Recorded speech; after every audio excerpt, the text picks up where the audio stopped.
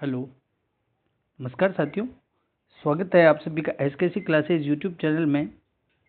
रीट के स्टूडेंट्स के लिए बहुत ही कम समय बचा है और आखिरी समय का अच्छे से सदुपयोग करें। सिर्फ उन्हीं चीज़ों को पढ़े जहां से आप लोगों को याद है और जहां से ही एग्ज़ाम में क्वेश्चंस पुटअप होते हैं, उन्हीं टॉपिक्स पर ज़्यादा ध्यान दिया जाए। अनावश्यक चीज़ों को ना पढ़े। आपके पास समय नहीं है, मात्र 2 दिन का समय वो है 25 और 26 तारीख को। तो आज मोस्ट एंड इम्पोर्टेंट टॉपिक्स जहाँ से बार बार क्वेश्चंस पुटअप हो रहे हैं वही क्वेश्चंस आपको करवाऊंगा। और जहाँ तक मुझे आशा है इस क्लास में से आपके लगभग 1 से 2 क्वेश्चंस एग्जाम में बनने के पूरे चांसेस रहेंगे। देखिएगा, क्लास को शुरू करने से पहले एक बार क्लास को सभी दोस्तों को शेयर कर दीजिएगा और जो भी स्टूडेंट्स हमारे चैनल पर नया है तो एक बार चैनल को सब्सक्राइब जरूर करें। शुरू करते हैं क्लास को। देखिएगा, आज का पहला क्वेश्चन बहुत ही शानदार क्वेश्चन है। पहला क्वेश्चन क्या कहता है कि निम्नलिखित में कौन सा निर्मितवाद का सिद्धांत या मान्यता नहीं है। देखिएगा, नहीं है पूछ रहा है, ठीक है। निर्मितवादी सिद्धांत का मान्यता नहीं है। ज्ञान को निर्मित किया जाता है, न कि जन्मजात होता है। देखिए, निर्मितवादी क्या कहते हैं कि ज्ञान जो है वो जन्मजात नहीं होता है, वो अर्जित होता है। ज्ञान को निर्मित किया जाता है, ज्ञान अर्जित होता है, ठीक है। ये बात कहता है, ये सही है। अधिगम एक सतत प्रक्रिया है, बिल्कुल 100% सही है। अधिगम जो है एक सतत प्रक्रिया होती है, निरंतर प्रक्रिया होती है। ये कौन कहता है? निर्मितवादी कहता है। अधिगम करता एक खाली बर्तन के समान होता है और उसमें ज्ञान भरा हुआ होता है। ये बात निर्मितवादी नहीं कहते हैं, ध्यान रखना। निर्मितवादी कभी भी खाली बर्तन के समान अधिगमकर्ता को नहीं मानते हैं। अधिगम केवल मस्तिष्क में होता है, ये भी सही है। तो यहाँ जो गलत कथन होगा ऑप्शन नंबर 3 राइट आंसर रहेगा, ठीक है। अगले क्वेश्चंस की बात करते हैं। नेक्स्ट क्वेश्चंस देखिएगा। गोलमैन, मेयर और साल्वे का नाम जाना जाता है। देखिए, सामूहिक बुद्धि, आध्यात्मिक बुद्धि परीक्षण और व्यक्तित्व मापन। देखिए, गोलमैन, मेयर और साल्वे, ये तीनों जो मनोवैज्ञानिक है, इन तीनों मनोवैज्ञानिकों ने सामूहिक बुद्धि पर ही कार्य किया था। कौन सी बुद्धि पे किया था? सामूहिक बुद्धि पर सबसे ज्यादा काम किया था गोलमैन, डेनियल गोलमैन, मेयर और साल्वे ने, ठीक है। और सामूहिक बुद्धि का जो जन्मदाता है वो भी आपके डेनियल गोलमैन को ही माना जाता है। ध्यान रख लेना, डेनियल गोलमैन ये सामूहिक बुद्धि के जन्मदाता माने जाते हैं। और इन्होंने सामूहिक बुद्धि पर तीनों मनोवैज्ञानिकों ने जो है बल दिया था, काम किया था। नेक्स्ट क्वेश्चन देखिएगा, बहुत ही इंपॉर्टेंट। सामूहिक बुद्धि से आपके 100% क्वेश्चन बनने का चांसेस ज़्यादा है। इंपॉर्टेंट क्वेश्चन है, ध्यान रख लेना। नेक्स्ट क्वेश्चन देखिए, कौन सा एक भली भांति समायोजित एडजस्टमेंट व्यक्ति की बात हो रही है। समायोजित व्यक्ति का गुण नहीं है की बात हो रही है, ठीक है। समायोजित व्यक्ति का गुण नहीं है। अपनी इच्छाएं और कमजोरियों का ज्ञान। देखिए, समायोजित होगा, एडजस्टमेंट होगा तो वो अपनी कमजोरियों का पता स्वयं लगा सकता है, तो ये सही है। अपने आप को और दूसरों को सम्मान देना। समायोजित व्यक्ति हमेशा सम्मान पूर्वक व्यवहार करता है। आलोचक और दोष निकालने की प्रकृति कतई नहीं होती है। आलोचक नहीं होता है समायोजित व्यक्ति, और किसी में कोई दोष नहीं निकालता है, किसी की आलोचना नहीं करता है, वो समायोजित व्यक्ति होता है। जो ध्यान रखना, तो यहाँ ये इनकी विशेषता नहीं है। हालातों से संघर्ष करने की क्षमता होती है। राइट आंसर जो यहाँ पे होगा आपके 3 नंबर आंसर कंप्लीट आंसर हो जाएगा, ठीक है। बढ़ते हैं नेक्स्ट क्वेश्चन की ओर। एक बार क्लास को सभी दोस्तों को शेयर कर दीजिए, क्लास को लाइक जरूर करें दोस्तों, ठीक है। जरूर एक बार क्लास को लाइक कीजिएगा और एक कमेंट्स जरूर कीजिए कि क्लास आपको कैसी लग रही है, कंटेंट कैसा है। अगला क्वेश्चन देखिए, निम्न कथनों में से कौन सा सही नहीं है। ऐसे क्वेश्चंस बहुत पूछे जाएंगे, मैं कह रहा हूँ 7 से 8 क्वेश्चंस आपके ऐसे आएंगे जिसमें पूछा जाए सही नहीं है, कौन सा सही है। ऐसे क्वेश्चंस में आपको ध्यान देना है, ठीक है। देखिए, ऊंचे या नीचे प्रत्येक व्यक्ति में सृजनशीलता के बीज होते हैं। बिल्कुल 100% बात है कि व्यक्ति ऊंचे ओहदे का है या नीचे ओहदे का है फिर भी सृजनशील हो सकता है, ये बिल्कुल करेक्ट बात है। सृजनशीलता और परिपक्वता के बीच दूर का ही संबंध होता है, नहीं। सृजनशीलता व्यक्ति के अंतर्गत होती है ना, तो व्यक्ति परिपक्व होना जरूरी है। परिपक्वता सृजनशीलता से संबंधित होती हैं। यहाँ कह रहा है दूर का रिश्ता नहीं, ये संबंधित होती हैं। ये कथन यहाँ गलत है। किसी समस्या को हल करने के लिए बच्चे को अवसर दिया जाता है और मौलिकता ही सृजनशीलता है, ये सभी सही है। लेकिन यहाँ जो दूसरा ऑप्शन है गलत हो जाएगा, ठीक है। फिर देखिएगा नेक्स्ट क्वेश्चन, अगला क्वेश्चन क्या कहता है, बहुत ही अच्छे क्वेश्चन है। सारे टॉपिक्स में से आए हुए क्वेश्चन से ही पूछ रहा हूं मैं। निम्न में से कौन सा बुद्धि का निष्पादन परीक्षण है? बुद्धि का निष्पादन परीक्षण भाटिया बैटरी परीक्षण। कौन सा है?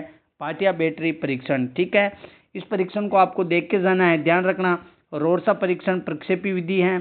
ठीक है, कौन सी विधि है? व्यक्तित्व मापन की प्रक्षेपी। रेवेन्यू का SPM, WASI, इन सभी विधियों को आपको देख के जाना है। यहाँ जो राइट आंसर रहेगा वो आपके भाटिया बैटरी परीक्षण रहेगा। ठीक है, ये बुद्धि का निष्पादन परीक्षण होता है। अगला क्वेश्चन देखिए, एक शिक्षिका अपने विद्यार्थियों की विभिन्न अधिगम शैलियों को संतुष्ट करने के लिए, विभिन्न अधिगम शैलियां, ध्यान रखना, विविध पूर्ण कार्यों का उपयोग कर रही है, यानी कार्य भी विविध पूर्ण कर रही है, विविध मतलब अलग अलग कार्य कर रही है। ठीक है, और अलग अलग शैलियों से बच्चों को संतुष्ट कर रही है। तो वह किस बुद्धि का प्रयोग कर रही है? ध्यान रखिएगा। क्या वो कोहलरबर्ग के नैतिक विकास का सिद्धांत है, गार्डनर का बहुबुद्धि, वाइगोत्स्की का सामाजिक सांस्कृतिक, या पियाजे के संज्ञानात्मक विकास? देखिए, विभिन्न और वैविध्यपूर्ण शब्द जो हैं ये विभिन्न बुद्धियों से संबंधित है। तो यहाँ जो गार्डनर के बहुबुद्धि सिद्धांत है उससे संबंधित ही ये कथन पूछा गया है। ये आप जो लोगों को ध्यान में रखना है। तो राइट आंसर यहाँ 2 नंबर ऑप्शन हो जाएगा। ठीक है दोस्तों, ऐसे क्वेश्चंस की भी ये सारी जो PDF आपको टेलीग्राम चैनल में मिल जाएगी। आप हमारे ऑफिशियल टेलीग्राम चैनल को ज्वाइन कीजिएगा, डिस्क्रिप्शन में लिंक दे रखी है। ठीक है, वहां जाके आप चैनल को ज्वाइन जरूर कीजिएगा। ठीक है, नेक्स्ट क्वेश्चन देखिए, निम्न में से गिलफोर्ड ने कौन सा बुद्धि का सिद्धांत प्रतिपादित किया? गिलफोर्ड द्वारा सुझाया गया बुद्धि का प्रकार कौन सा है? कौन सा सिद्धांत दिया था बुद्धि पर गिलफोर्ड ने? तो गिलफोर्ड ने जो दिया था बुद्धि संरचना सिद्धांत, एक खंड का सिद्धांत, बुद्धि का द्विखंडीय सिद्धांत, बुद्धि का बहुखंडीय सिद्धांत। यहाँ जो गिलफोर्ड का जो बुद्धि का सिद्धांत है वो है आपके बुद्धि संरचना सिद्धांत। कौन सा है? बुद्धि संरचना का सिद्धांत गिलफोर्ड ने दिया था। ये बहुत मोस्ट एंड इम्पोर्टेंट है, गिलफोर्ड की बुद्धि का सिद्धांत। ठीक है, इसको अच्छे से पढ़ के जाना आप गिलफोर्ड को। अगला क्वेश्चन देखिए, निर्देशन एवं अधिगम के बीच समानता है। निर्देशन और अधिगम दोनों के बीच क्या समानता है? देखिए, दोनों छात्र केंद्रित होते हैं, दोनों विषय वस्तु केंद्रित है, दोनों पृष्ठ पोषण पाठ्य विश्लेषण पर बल देते हैं, या उपयुक्त में से कोई नहीं है? देखिएगा, निर्देशन छात्र केंद्रित होता है, अधिगम भी हमेशा छात्र केंद्रित होता है। तो यहाँ जो दोनों के बीच समानता है वो है छात्र केंद्रित होते हैं, दोनों ही छात्र केंद्रित होते हैं। यहाँ right 1 number option complete answer हो जाएगा। ठीक है दोस्तों, फिर नेक्स्ट क्वेश्चन की बात करते हैं। साथियों के दबाव से मूर्खतापूर्ण अनुगमन। साथी जब किसी साथी पर दबाव बनाते हैं और वो दबाव में आकर के जो मूर्खतापूर्ण अनुगमन कर लेता है, तो किस आवश्यकता से विप्रेरित होकर के वो ऐसा करता है? देखिएगा, दबाव में आता है और मूर्खतापूर्ण ही अनुगमन कर रहा है, तो वहाँ उसे उपलब्धि आवश्यकता की पूर्ति कर रहा है, उपलब्धि चाह रहा है। ठीक है, राइट आंसर यहाँ चौथा ऑप्शन हो जाएगा। देखिए, सुरक्षा की आवश्यकता नहीं होगा, अपनापन नहीं है, क्योंकि यहाँ पहले ही वो दबाव में आ रहा है, मूर्खतापूर्ण व्यवहार कर रहा है, आत्मसंप्राप्ति नहीं है, यहाँ होगा उपलब्धि। ठीक है, उपलब्धि अभिप्रेरणा या उपलब्धि आवश्यकता। ठीक है, 4 नंबर ऑप्शन यहाँ राइट आंसर रहेगा। अगला क्वेश्चन है, TAT thematic apperception test, TAT परीक्षण में कार्डों की संख्या कितनी है? इस चीज को आप अच्छे से ध्यान रख लेना। ये जो है इसके अंतर्गत हमेशा 30 तो आंसर सही है, यहाँ ऑप्शंस के अकॉर्डिंग 30 है, लेकिन TAT परीक्षण के अंदर जो कार्ड होते हैं वो 30 + 1 कार्ड होता है, ध्यान रखना। यानी कि कुल कितने कार्ड होते हैं? 31 कार्ड होते हैं, 31 यानी कि 30 + 1 कार्ड होता है। ठीक है, यहाँ ऑप्शंस में अपने पास 30 है, 31 ऑप्शन में नहीं है, और दोनों ऑप्शन एक साथ नहीं आएंगे। मैं और बता रहा हूँ, आप लोगों को कंफ्यूज नहीं होना है कि सर 31 और 30 दोनों आ गए तो क्या करेंगे।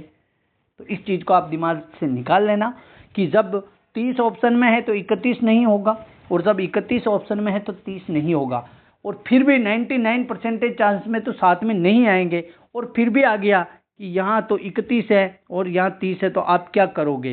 तो मैं आपको बता देता हूँ, आप 31 को राइट करना। ठीक है, किसको राइट करोगे? आप 31 को राइट करोगे, क्योंकि इसमें 31 कार्ड का ही प्रयोग होता है। तो यहाँ तो राइट आंसर आपके 3 नंबर ऑप्शन कंप्लीट आंसर रहेगा, लेकिन वैसे होती 31 है। ठीक है, प्रयोग में 30 ही लिए जाते हैं, प्रयोग में 30 ही लिए जाते हैं, कार्ड 31 होते हैं, ध्यान रख लेना। ठीक है, बात करते हैं नेक्स्ट क्वेश्चन की। कक्षा कक्ष का शिक्षण कैसा होना चाहिए? कक्षा कक्ष का शिक्षण कैसा होना चाहिए? ठीक है, क्योंकि शिक्षण हमेशा इंटरेक्टिव होना चाहिए। कक्षा कक्ष का शिक्षण इंटरेक्टिव होगा, ठीक है, और छात्रों की प्रतिभाओं का भी ध्यान रखा जाएगा, ठीक है, अनुशासन का भी ध्यान रखा जाएगा। मतलब कि इंटरेक्टिव कक्षा शिक्षण होना चाहिए, संवाद मूलक होना चाहिए, आपस में संप्रेषण होना चाहिए, स्टूडेंट से क्वेश्चन पूछना, स्टूडेंट से क्वेश्चन अपने से, मतलब स्टूडेंट अपने से क्वेश्चन पूछे टीचर से, ठीक है। तो ऐसा ऐसा एक मतलब दोस्ताना व्यवहार होना चाहिए टीचर्स का। ये ना हो कि टीचर्स का खोप नहीं होना चाहिए स्टूडेंट्स के अंतर्गत। संवाद मूलक जो है आपके कक्षा शिक्षण होना चाहिए। तो आंसर जो होगा यहाँ 2 नंबर ऑप्शन करेक्ट आंसर रहेगा, ठीक है। फिर नेक्स्ट क्वेश्चन देखिएगा। अध्यापक के मानसिक स्वास्थ्य के लिए आवश्यक हैं। मानसिक स्वास्थ्य किसका स्वास्थ्य? अध्यापक का मानसिक स्वास्थ्य के लिए क्या आवश्यक है? देखिए, सामाजिक सम्मान की प्राप्ति। देखिए, हर अध्यापक चाहता है समाज में सम्मान, बिल्कुल सही है। विद्यालय का जनतंत्रीय वातावरण, विद्यालय का वातावरण मानसिक स्वास्थ्य को प्रभावित करता है, ये आवश्यक सही है। पद की सुरक्षा भी, बिल्कुल अध्यापक अपने पद की सुरक्षा करेगा, ये सही है। पर्याप्त शिक्षण सामग्री भी उसके लिए बहुत ही मोस्ट एंड इम्पोर्टेंट है। तो यहाँ जो है 1, 2, 3 और 4 यानी कि सभी क्या हो जाएगा, यहाँ जो सभी हैं वो सभी मानसिक स्वास्थ्य अध्यापक के लिए आवश्यक है। तो यहाँ उपरोक्त सभी जो है राइट आंसर हो जाएगा, ठीक है दोस्तों। तो ये थे आज के मोस्ट एंड इम्पोर्टेंट क्वेश्चंस। आप मुझे कमेंट्स करके ज़रूर बताइएगा कि आपके कितने क्वेश्चंस जो है इसके अंतर्गत सही हुए हैं, ठीक है। ये चीज़ आप ध्यान रखना। और हाँ, परीक्षा देने जाओ, परीक्षा का भी लगभग 2 से 3 दिन शेष हैं, और इन दिनों में आप नेगेटिव लोगों के संपर्क में ना आए।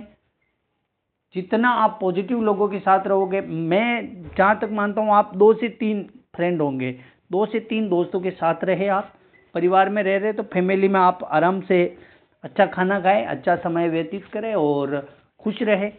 बी पॉजिटिव, हमेशा पॉजिटिव रहे, नेगेटिव थिंकिंग ना रखे दिमाग में, ठीक है। और इसको लेकर के ओएमआर शीट कैसे भरनी है, बहुत चीज़ आपको ध्यान रखना होगा ओएमआर शीट में, ठीक है। इसके अंदर आपके लैंग्वेज फर्स्ट, लैंग्वेज सेकंड, दोनों चीज़ें बहुत महत्व रोल होता है। लैंग्वेज फर्स्ट में भी हिंदी का पेपर आएगा, इंग्लिश का पेपर आएगा, संस्कृत का आएगा, उर्दू का आएगा, पंजाबी का आएगा।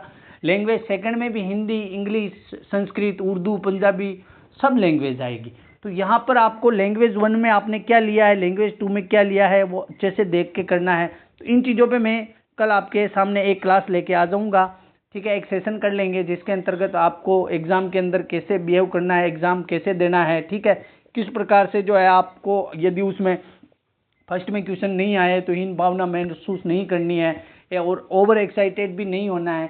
तो कहने का मतलब है कि बिल्कुल संतुलन बना करके अपना पेपर को करना है, ताकि आपके जो है 90 प्लस नंबर, तो 90 प्लस का तो आपको सोचना ही नहीं है, आपको 100 प्लस लेके चलना है, तब जाके आपके 90 नंबर आएंगे, ध्यान रखना। तो इस पर मैं एक सेशन कल लेके आ जाऊंगा। कल शाम को 8 बजे लाइव सेशन रहेगा, ठीक है। कल शाम को 8 बजे लाइव सेशन रहेगा, उसमें आपको सब कुछ कंप्लीटली बता दूंगा मैं। और कोई क्वेश्चंस नहीं आ रहा तो उसको कैसे अटेम्प्ट करना है, सब तरीका आपको बता दिया जाएगा, ठीक है दोस्तों। और जो भी हमारे चैनल पर नया है तो एक बार चैनल को सब्सक्राइब करके बेल आइकन दबा दीजिए, आने वाली क्लास का नोटिफिकेशन आप तक पहुंच जाएगा, ठीक है दोस्तों। मिलते हैं कल इसी समय इसी क्लास में, तब तक के लिए आप सभी का बहुत बहुत धन्यवाद।